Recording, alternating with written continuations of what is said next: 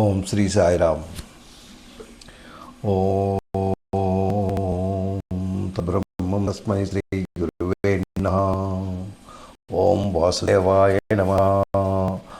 ఓం తత్సత్. శ్రీమద్భగవద్గీతాసు ఉపనిషత్తు బ్రహ్మ విద్యానాం యోగశాస్త్రే శ్రీకృష్ణార్జున సంవాదే జ్ఞాన విజ్ఞాన యోగే అక్షర పరబ్రహ్మయోగం. ఈరోజు 12-13 శ్లోకాలు మనం నేర్చుకుందాం. అయితే ఇంతవరకు మనం 11 శ్లోకాలు ఎక్స్ప్లెయిన్ చేసుకొని దాని గురించి మనం తెలుసుకున్నాం. ఇది అక్షర పరబ్రహ్మ యోగం. అక్షర బ్రహ్మం, ఆ భగవంతుని తెలుసుకోవడంలో ఆ భగవంతుని తత్వాన్ని తెలుసుకోవడంలో ఇదొక మంచి పద్ధతి. అంతే, ఆ భగవంతుడే మనకు చెప్తున్నాడు, మీరు ఈ విధంగా ప్రవర్తించినట్టయితే తప్పక నన్ను తెలుసుకుంటారు, నా రూపాన్ని మీరు చూడగలరు అన్న భావనతో. ఎందుకు అంటే మనం మాయాలోకంలో ఉన్నాం, మనం చాలా కిందకు ఉన్నాం, అజ్ఞానంలో కూరుకుపోయి ఉన్నాం. ఆ అజ్ఞానాన్ని బయటికి రావాలి అంటే ఇది మామూలు విషయం కాదు, ఇది చాలా క్లిష్టమైన పని. అయితే దీనికి ఒక సులువు మార్గం ఉంది. మీరు నన్ను చేరుకోవాలి అంటే మీరు అంతఃకాలం అంటే మరణ సమయంలో, అంటే మీ జీవితం అయిపోయింది, ఇంకా ఈ శరీరాన్ని విడిచిపెడుతున్నారు. ఈ శరీరాన్ని విడిచిపెట్టే సమయంలో కూడా మీకు అవకాశం ఉన్నది. ఏంటి అవకాశము అంటే, ఎప్పుడైతే మీరు శరీరాన్ని విడిచిపెట్టే సమయంలో ఆ టైంలో నన్ను కానీ మీరు ప్రార్థించుకున్నట్టయితే, మీరు నన్ను స్మరించుకున్నట్టయితే తప్పక మీకు ఈ అవకాశం దొరుకుతుంది అని ఒక చిన్న ఇంటిచ్చారు. అయితే దానికి అర్జునుడు, ఇది సంభవమేనా, ఇది అవుతుందా? ఎందుకు అంటే మరణ సమయంలో వాళ్ళు మొత్తం ఏంటంటే ఇది చాలా క్లిష్టమైన పరిస్థితి. ఇంకా మనం అన్నీ విడిచిపెట్టేసి వెళ్ళిపోతున్నాం. ఇంకా ఏదైతే బంధాలతో మనం జీవితకాలం ఒక 80 సంవత్సరాలు, 70 సంవత్సరాలు, 60 సంవత్సరాలు ఎంతకాలం అయితే ఉన్నామో అది దాంతో మనం లింక్ అయి ఉన్నాం. ఆ లింక్ అయిన సమయాన్ని మనం విడిచిపెట్టాలి. విడిచిపెట్టే టైంలో ఏవైతే ఉన్నాయో మొత్తం శరీరం నీకు నీ ఆధీనంలో ఉండదు. ఇంకా నీకు చెయ్యెత్తాలన్నా ఎత్తుకోలేవు, ఇది చేసుకోవాలన్నా చేసుకోలేవు. అది ఆ సమయం అలాంటిది. ఆ సమయంలో నువ్వు నన్ను గుర్తు చేసుకో అంటే ఆ సమయంలో నువ్వు ఏదైనా సాధ్యం అవుతుందా? ఇది ఎంత మాత్రం సాధ్యం అవ్వదు అనేసి ఆయన చెప్తున్నారు. కానీ దానికి కృష్ణ భగవానుడు ఏం చెప్తున్నాడంటే ఇది సాధ్యమైన పనే. ఎందుకు అంటే మీరు ఏదైతే ఉన్నారో, ఏదైతే మీరు జీవితకాలం అంతా మీరు అనుభవిస్తూ ఉన్నారో, ఈ జీవితంలో మీ తాలూకా మైండ్ ఎలా పనిచేస్తుంది అంటే మీరు ఏ విధంగా మీరు నడుచుకుంటున్నారు, ఏ విధంగా మీరు కర్మలు చేస్తున్నారు, ఏ విధమైన కర్మలు చేస్తున్నారు, ఏ విధంగా భగవద్ ధ్యానంలో ఉన్నారు, ఆ భగవంతుని గురించి ఏ విధంగా మీరు తెలుసుకుంటున్నారు, ఆ తర్వాత మీరు ఎలాంటి కర్మలు చేస్తున్నారు, మీ తాలూకా మనసు ఎలాగ ఉంది, మీ తాలూకా తత్వం ఎలా ఉంది, మీ తాలూకా బుద్ధి ఎలా ఉంది, ఇవన్నీ ఒక్కసారి మనం కనిపెట్టుకుంటే. ఎందుకు అంటే మనసుని మనం కంట్రోల్ చేసుకోలేము. ఆ మనసు అన్నది చాలా క్లిష్టమైన పరిస్థితి. ఆ క్లిష్టమైన పరిస్థితిని మనం కంట్రోల్ చేయాలి అంటే దానికి యోగ విద్య ఉండాలి. అంటే దానికి ఒక సాధన, అది ఏ విధంగా చేయాలో ఏంటి ఈ ముందు శ్లోకాల్లో ప్రతి విషయం మనకు చెప్పాడు. భగవంతుడు. ఈ విధంగా మీరు స్మరించుకున్నట్టయితే, ఈ విధంగా భగవద్ ధ్యానంలో కూర్చున్నట్టయితే, ఇంకొక ఆలోచన లేకుండా అన్నాం, ఇంకో దగ్గరికి మీ మనసు పరిగెట్టనివ్వకుండా అదే మనసుని మీరు భగవంతుని మీద కేంద్రీకృతం చేసినట్టయితే తప్పక మీరు అక్కడికి వెళ్ళగలరు. అయితే దాన్ని కేంద్రీకృతం ఎలా చేయగలరు? అది మామూలు విషయమా? అది మామూలు విషయం కాదే. ఇది చిన్న చిన్న విషయం కాదే. నువ్వు అక్కడికి వెళ్ళి ఆ పని చేసిరా అంటే ఎంత క్లిష్టమైన పని మనం చేస్తాం. చేసి దాన్ని ఎలాగో ఒకలాగా మనం సక్సెస్ చేయడానికి ఈ సర్వ విధాలా మనం చేసుకుంటాం. కొంత సక్సెస్ అవుతుంది, సక్సెస్ లేనిది అది మనం చెప్పలేం. కానీ ఇందులో ఉన్నదే ఇది మామూలు విషయం కాదు. ఇది చాలా సాధన అవసరం. అది ఎలాంటి సాధన చేయాలి, ఏ సాధన చేసినట్టయితే మీ మనసును కంట్రోల్ అవుతుంది, ఎలా ఉంటే మీరు ఇచ్చేస్తారు అన్నది ఆయన ప్రతి విషయం అతను విశదీకరించారు. ఈ విషయాన్ని మళ్ళీ మనం మరొకసారి దాన్ని మనం గుర్తు చేసుకుందాం. అయితే ఆయన ఇంతవరకు చేసింది 11వ శ్లోకంలో మొన్న నేను చెప్పాను. అది ఎలా ఉన్నది? 11వ శ్లోకం 11వ శ్లోకంలో యత్ అక్షరం వేదవిదో వదతి అన్నాడు. వదతి యత్ అక్షరం వేదవిదో వదతి అంటే వేద విధులు ఎవరైతే వేదాన్ని నేర్చుకుంటారో, 4 వేదాలు ఎవరైతే నేర్చుకుంటారో ఆ వేదంలో ఉన్న సారం ఏంటి అంటే భగవంతుని తాలూకా తత్వమే. ఆ భగవంతుని తాలూకా అంటే ఆయన రూపమే. ఆయన రూపాన్నే వర్ణిస్తూ వేదాలు పుట్టాయి. అందు గురించి ఎవరైతే ఆ వేదాన్ని మైండ్లో పెట్టుకున్నారో, ఆ వేద సారాన్ని గ్రహించుకున్నారో వాళ్ళు కూడాను ఆ సచ్చిదానంద పరమాత్ముని, అతను ఇంకెవరు కాదు, ఆయనే శాశ్వతుడు, అదే అక్షరం. ఆ అక్షరాన్ని మనం పట్టుకోవాలి, అదే శాశ్వతుడైంది. ఆ దాన్ని పట్టుకోవాలి అంటే మనం ఒక సన్యాసులుగా ఉండాలి. ఏ విధంగా ఉన్నట్టయితే ఆయన్ని మనం పట్టుకోగలము, ఏ విధంగా చేసినట్టయితే మనం దీనికి బ్రహ్మచర్య వ్రతం కావాలి. ఈ బ్రహ్మచర్య వ్రతంలో కొంతమంది ఉంటున్నారు, దానికి ప్రయత్నిస్తున్నారు. అది ప్రయత్నించి భగవంతుని చేరుకోవడంలో చాలా ప్రయత్నిస్తున్నారు అనమాట. యత్ అక్షరం వేద విదో పదవి విసంతి యతయా వితరాగం, ఆ శక్తి ఉన్నవారనమాట.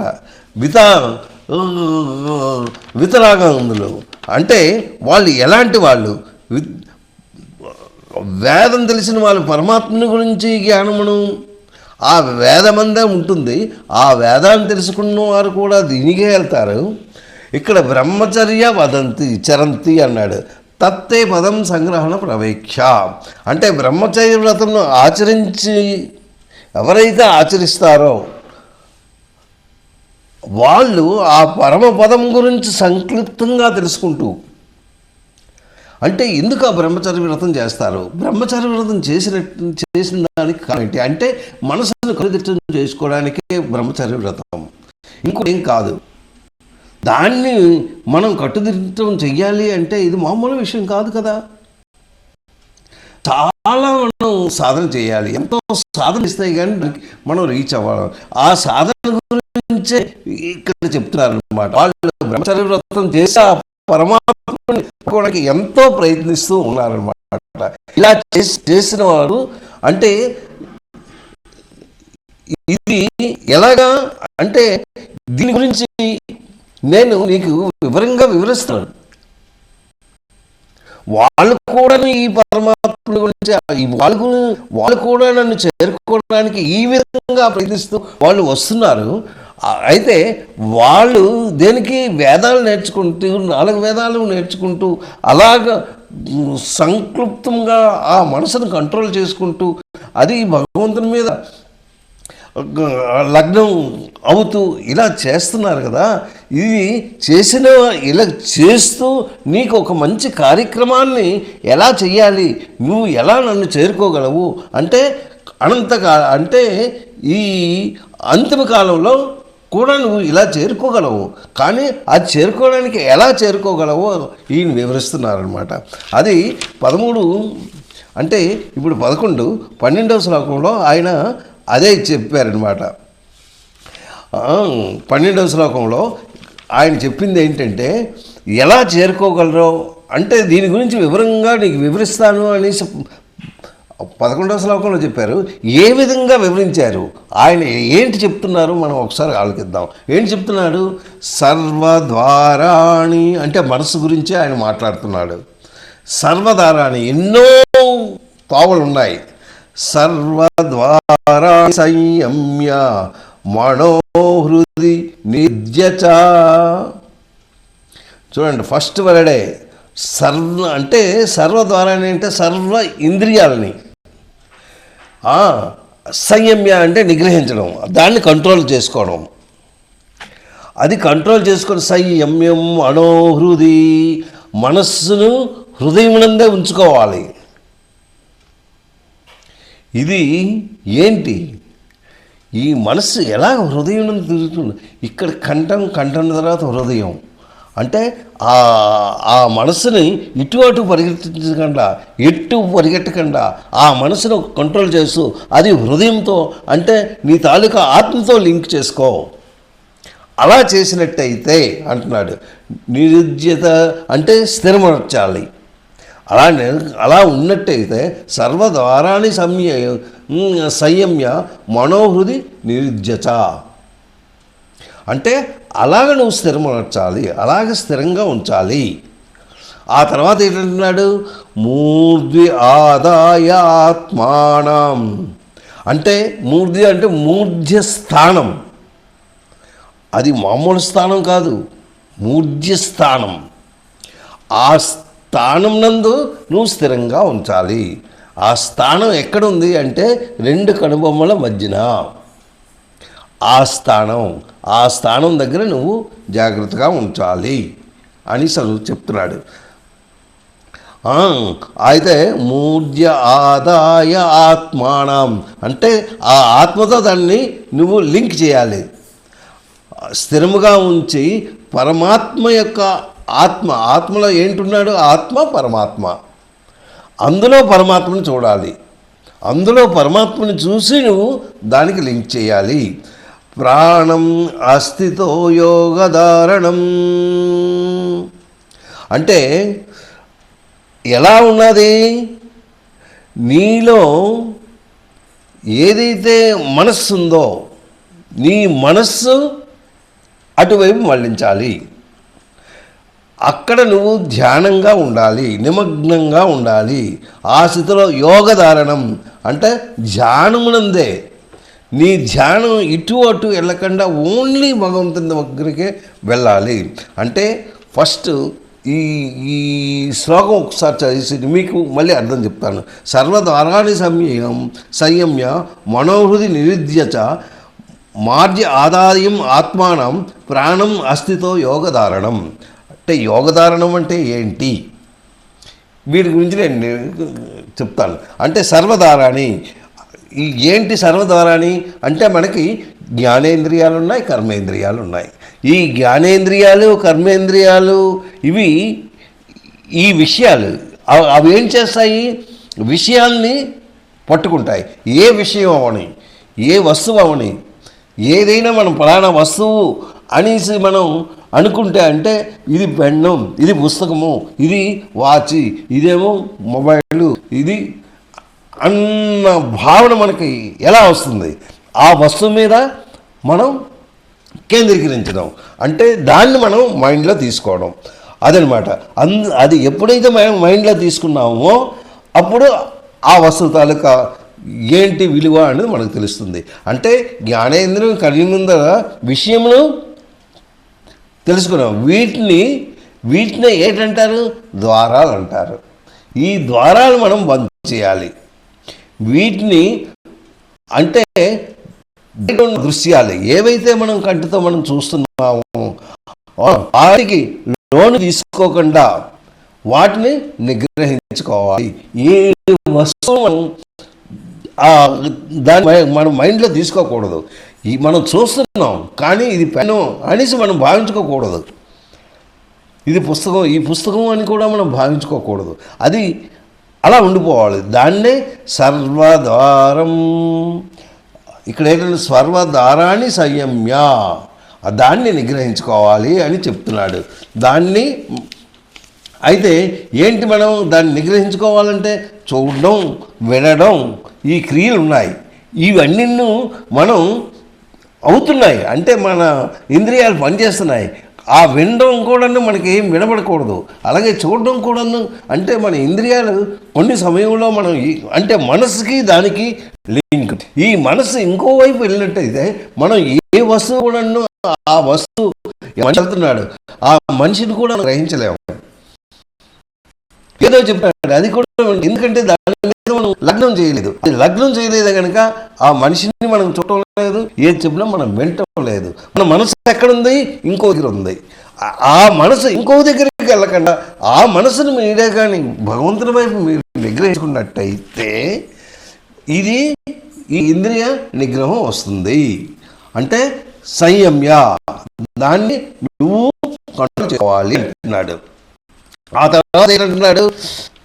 సర్వధారాన్ని సంయ మనోహృది నిరుజత, దాన్ని స్థిరంగా ఉంచేయాలి. మనసు స్థిరపరచుట, ఎలా మనసును స్థిరపరచడం? హౌ ఇట్ పాసిబుల్ అంటే నువ్వు ఇట్ పాసిబుల్ కంపల్సరీ నువ్వు నిగ్రహించుకోగలవు. ఎలాగా? నీ నాభి, కంఠం, ఆ తర్వాత శిఖరం, ఈ మధ్యప్రదేశాన్ని ఏదైతే ఈ కంఠం, ఆ తర్వాత నాభి, కంఠం, ఆ తర్వాత ఇవి ఎలా ఉన్నాయి, దీన్ని మనసులో పెట్టుకో. దీన్ని మనసులో పెట్టుకొని నువ్వు ముందుకు వెళ్ళు. అయితే చాలామంది దీన్ని హృదయం ముందే ఉంచుకోవాలి. అంటే నువ్వు ఏ వస్తువు తీసుకోకూడదు. దీని ద్వారా ఉంటుంది ప్రాణమును. అంటే ఇది మామూలు విషయం కాదు. దాన్ని చేసుకున్నట్టయితే ఏదైతే ప్రాణాలు ఉన్నాయో పంచ ప్రాణాలు, ఆ ప్రాణం కంట్రోల్ చేసుకోవాలి. ఇటు అటు పరుగులు తీసే ఆ మనసుని మనం ఒక గట్టిగా పట్టుకోవాలి, ఎటు పరిగెట్టకుండా. సంకల్పాలు వికల్పాలు అవి లేకుండా ఉండాలి. అవి చేసిన మనసుగా దాని మీద స్థిరంగా నువ్వు ఉంచినట్టు చేయాలి. చేసినట్టయితే అక్కడ ఏంటంటున్నాడు? ఇది మనోహృది నిరుద్యచ, స్థిరమర్చ. నిరుద్యచ అంటే స్థిరమర్చాలి. ఆ తర్వాత మూర్ధి ఆదాయం అంటే మూర్ధం అంటే మస్తకం. ఇది ఆ మస్తకం మనస్సు హృదయం నిలిపిన తర్వాత ఆ నాడి ద్వారా ప్రాణము హృదయ పైభాగాన్ని చేరగలగాలి. అంటే ఈ నాడి నీ హృదయ పైభాగం అంటే కంఠం వైపు వెళ్ళినట్టు చేసుకోవాలి. దాన్ని మూర్ధం అంటారు. అంటే మస్తకం, ఆ మస్తకంలో ఉండాలి. దాని గురించి నువ్వు ప్రయత్నించాలి. అది నువ్వు ప్రయత్నించినట్టయితే తప్పక అంటే ఆ ప్రాణం ఉంటారు. ఆ ప్రాణం నిలబెట్టుకోవాలి. నిలబెట్టుకుంటూ ఇది ఒకవైపు ఊపిరి తీసుకుంటూ ఇంకోవైపు ఊపిరి, ఒకవైపు తీసుకోవడం, ఒకవైపు విడిచిపెట్టడం. అది ఎలా అవుతున్నాయి అది కూడా నీ తీసుకోవాలి. తీసుకొని మస్తకాన్ని ఒక దీనిగా ఉంచుకున్నట్టయితే యోగధారణం అంటే ఇంద్రియాలని ఎప్పుడైతే నువ్వు నిగ్రహం చేసాయో మనస్సు ప్రాణముల్ని ఈ మస్తకం నందు నిశ్చలంగా ఉంచడానికే యోగధారణం అంటారు. ఆ యోగధారణం చెయ్యాలి. అదేంటి సాధన ద్వారానే అవుతుంది, మామూలుగా అవ్వదు. ఇది మామూలు విషయం కాదు, అది యోగధారణం అంటారు. ఇది పరమాత్మకు సంబంధించినది అనేసి ఇక్కడ చెప్తూ, ఇది పరమాత్మకి సంబంధించింది. ఇది ఎలా చెయ్యాలి? ఓకే, ఇంతవరకన్నా బాగానే ఉంది. ఈ శ్లోకంలో 12వ శ్లోకంలో ఏంటంటున్నాడు? నువ్వు సర్వేంద్రియాలను నిగ్రహించు, మనసును హృదయమునందే స్థిరముగా ఉంచు, ఆ తర్వాత ఆ మనస్సు ద్వారా ప్రాణాలని మూర్ధస్థానం వైపు తీసుకెళ్ళు, పరమాత్మ ధ్యానమునందే నిమగ్నమై ఉండు.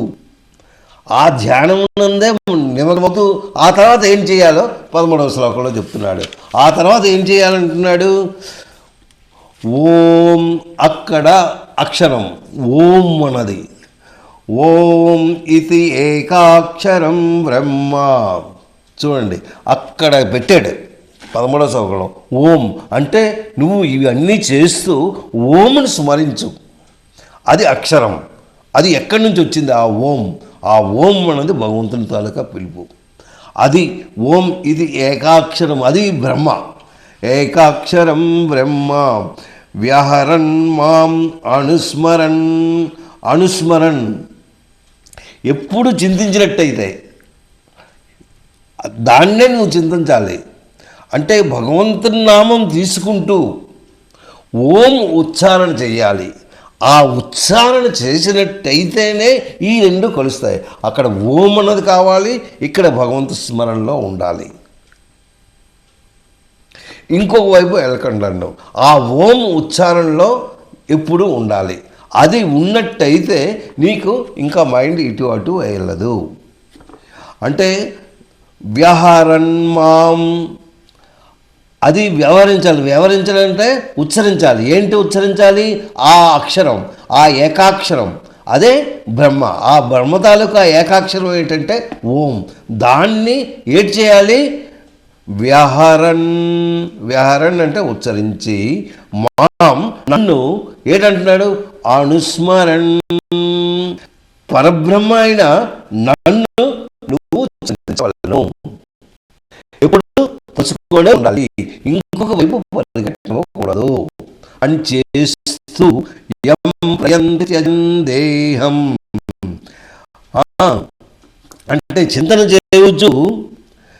త్యజన్ దేహం అంటే నీ దేహాన్ని ఇలా నువ్వు చింతన చేస్తూ ఆ దేహాన్ని నువ్వు విడిచిపెట్టినట్టయితే, అంటే ఈ విధంగా చేయాలి. ఇది మామూలు విషయం కాదు, అయ్య బాబోయ్. అయితే ఏంటంటున్నాడు? చివరి కాలంలో అంతిమశలో నీవు నన్ను స్మరించినట్టయితే నువ్వు నన్ను చేరుకోగలవు అని మామూలుగా చెప్పిస్తున్నాడు. చేరుకోవడం ఎలాగా? ఇది మామూలు మాట. ఈ విధంగా చేసుకున్నట్టయితే నువ్వు తప్పక నా వైపు చేరుకోగలవు. ఏ విధంగా? ఓం ఇది ఏకాక్షరం బ్రహ్మ వ్యహరన్ మాం అనుస్మరన్. ఎప్పుడు నువ్వు స్మరించుకుంటూ యం ప్రయాతి త్యజన్ దేహం. యం ప్రయాతి అంటే ఆ దేహాన్ని విడిచిపెట్టి వెళ్ళిపోయే సమయంలో సంయాతి పరమాం గతిం. అప్పుడు వాడికి పరమ గతిని పొందగలడు. ఏంటి ఆ ఓంకారం? ఓంకారం అన్నది నిర్గుణ బ్రహ్మ. అదే నిర్గుణ బ్రహ్మ. దాన్ని నువ్వు చింతించాలి. అప్పుడు దేహత్యాగం అది చింతిస్తూ, ఇంకొక వైపు ఆలోచన లేకుండా అదే చింతిస్తూ ఓం అన్న పదాన్ని చింతిస్తూ నువ్వు దేహాన్ని విడిచిపెట్టినట్టయితే, ఎలా విడిచిపెట్టాలి? ఈ విధంగా. అది 12వ శ్లోకంలో ఎలా చెప్పాడు? ఏ విధంగా అంటున్నాడు? సర్వద్వారాణి సంయమ్య మనోహృది నిరుధ్యచ. అంటే సర్వేంద్రియాలని కంట్రోల్ చేస్తూ, జ్ఞానేంద్రియాలు, కర్మేంద్రియాలు ఇవన్నీ నీలో నిగ్రహించి, మనస్సును హృదయమునందు ఉంచి ఆ మనస్సును ఇటు అటు పరిగెట్టనివ్వకుండా అమ్మో నా ఇల్లు, అమ్మో నా కొడుకు, అమ్మో నా బాబు, అమ్మో ఇది, ఈ వస్తువులన్నీ విడిచిపెట్టవలసిందే కదా. వీళ్ళందరూ ఏంటవుతారు? చనిపోయిన తర్వాత ఏడవుతుంది. నువ్వు చనిపోతే ఇంకేంటవుతుంది? నీ బాడీ విడిచిపెట్టేస్తున్నావు. ఈ జన్మలో ఉన్నట్టయితే మళ్ళీ నీకు మళ్ళీ జన్మ తప్పదు. అది జన్మ లేకుండా ఉండాలంటే ఈ విధంగా నువ్వు చెయ్యు. సరదారాన్ని సంయమ్య మనోహి మూర్ధ్వ ఆదాయం ఆత్మానం ప్రాణం యోగధారణం. యోగధారణం అంటే ధ్యానం చేయాలి. చింతించకుండా నువ్వు ధ్యానం చేసినట్టయితే నువ్వు తప్పగా నువ్వు దానికి చేరవు అనేసి ఆ పరమగతిని నువ్వు చేరుకోవు. ఓంకారం జపించు పరమాత్మను చింతన చేయాలి. అప్పుడు పరమగ ప్రాప్తి నీకు నువ్వు పొందగలవు. అప్పుడు ఈ జనన మరణ చక్రాన్ని నుంచి విముక్తుడు అవుతావు. అలాగే 11, 12, 13 స్వరూపంలో ఈ విధంగా చెప్పాడు. కానీ దీనికి ఎలా చెయ్యాలి అన్నది మనం దానికి ఒక అర్హత ఉండాలి. ఇది మామూలుగా కాదు. ఈ హృదయం నుండి నాడి ద్వారా కనుగొమ్మల మధ్యన ప్రాణశక్తిని ప్రణమం చేయాలి.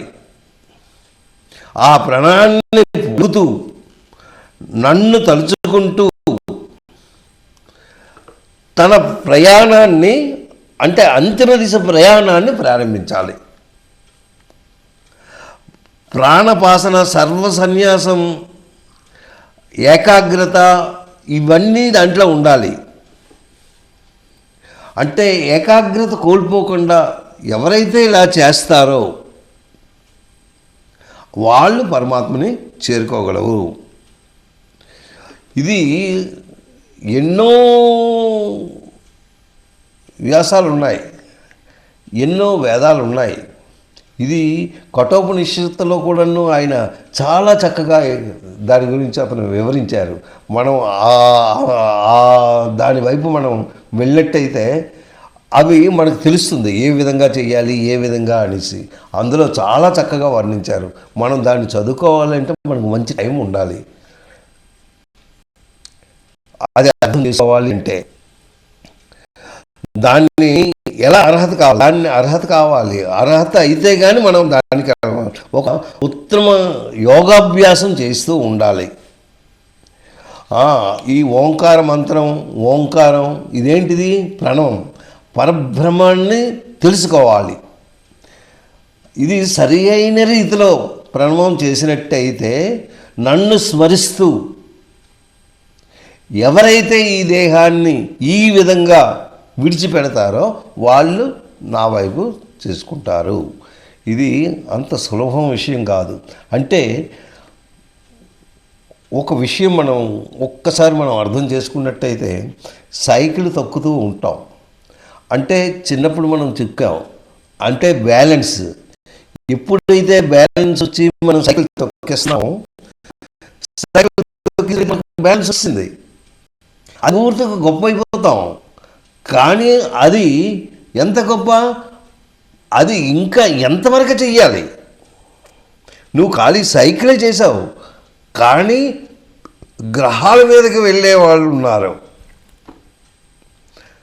కొన్ని కోట్ల కిలోమీటర్ల దూరంలో ఆ గ్రహాలు ఉంటే ఆ గ్రహాల దగ్గరికి వెళ్ళి నివసించిన వాళ్ళు అంత ప్రయత్నం చేస్తే కానీ ఆ గ్రహానికి వెళ్ళలేరు. ఎంతో ఇంప్రూవ్ అవ్వాలి.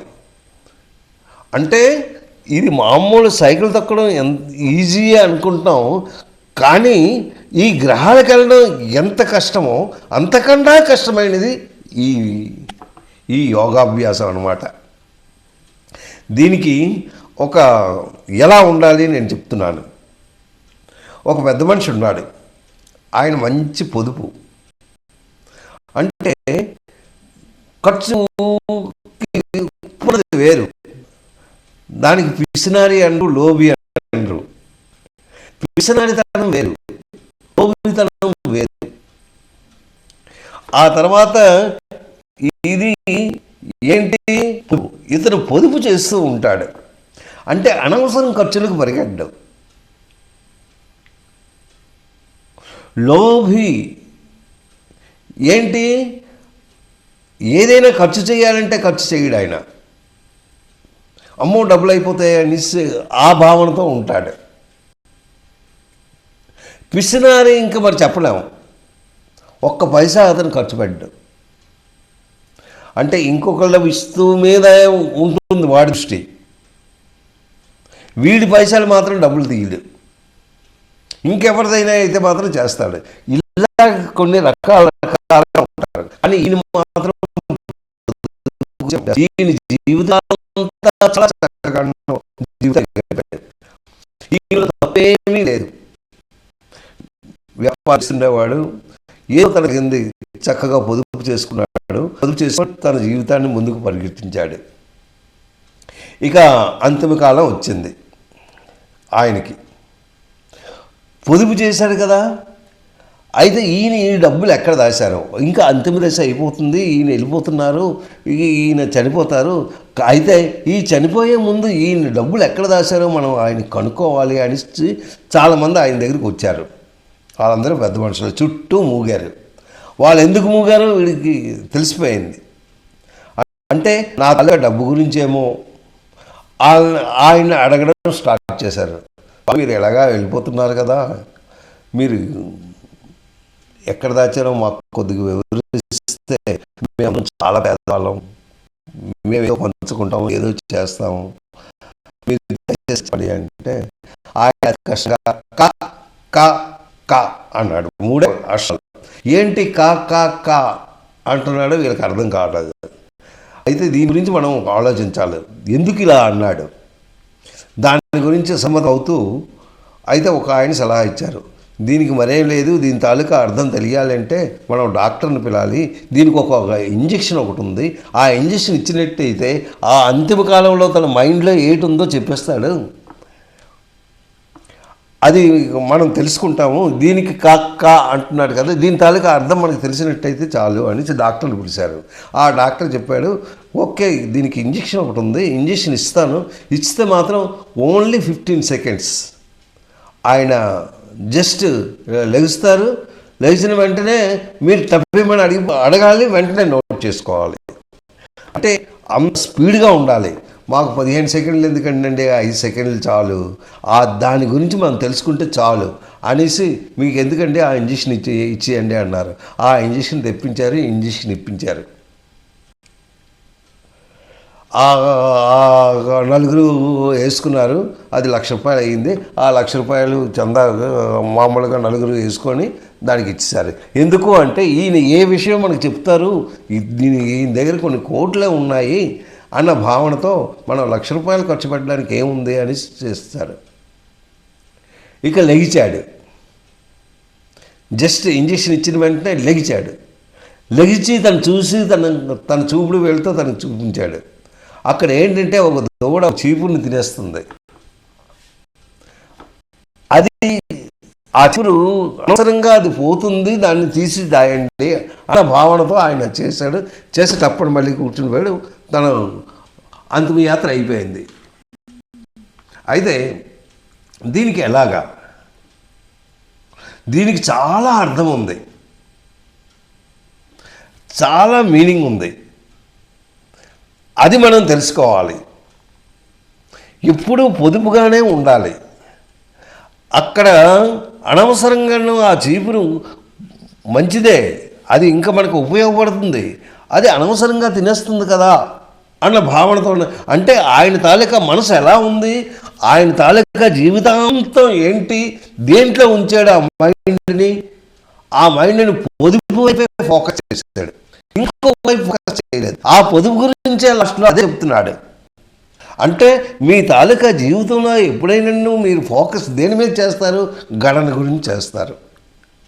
అమ్మో డబ్బులు రావాలి, ఈ డబ్బులు రావాలి, ఆ డబ్బులు రావాలి, ఈ కట్టాలి, అది కట్టాలి, ఇది ఆలోచన ఉంటారు. కానీ ఆ భగవంతుని వైపు మైండ్ని తీసుకెళ్ళేవారు. ఎవరైతే మైండ్ భగవంతుని వైపు అర్థం చేసినట్టయితే ఓన్లీ అతని ఫోకస్ పొదుపు వైపు వెళ్ళింది, కానీ భగవంతుని వైపు వెళ్ళలేదు. ఆ భగవంతుడు సాధన చేసినట్టయితే ఆకర్షణలో తప్పక అతను ఏదో చేసిందడు. అది చేయకుండా ఆ అభ్యాసం ఎవరికైతే ఏ అభ్యాసంలో ఉంటారో ఆ అభ్యాసం మంచి అభ్యాసం మనం అలవర్చుకుంటూ ఆ భగవద్ ధ్యానంలో ఉండడానికి ఈ కథ చెప్పారు. అదనమాట. మనం కూడా అలాగే మనం వేరే విషయం ఆలోచించకుండా, ఇంకేది ఆలోచించకుండా ఆ భగవంతుని వైపే మనం మళ్ళించినట్టయితే తప్పక దీనికి ఒక స్థలానికి మనం వెళ్ళగలము. ఆ భగవంతుని చేరువలో చేరుకోగలము. మనం కూడా ఆ భగవంతుని అలాగే మనం ప్రార్థిద్దాం. ప్రార్థించి ఆ భగవంతుని విషయంలో అంటే మన తాలూకా ఏదైతే దినచర్య ఉందో అందులో కొంత భాగాన్ని మనం భగవంతుని గురించే మనం ఉపయోగించి అది ఆ సాధన చేస్తూ అది అలాగనే మనం కూడా నడవడానికి మనసారా మనం ఆ భగవంతుని ప్రార్థించుకుందాం. సాయిరామ్.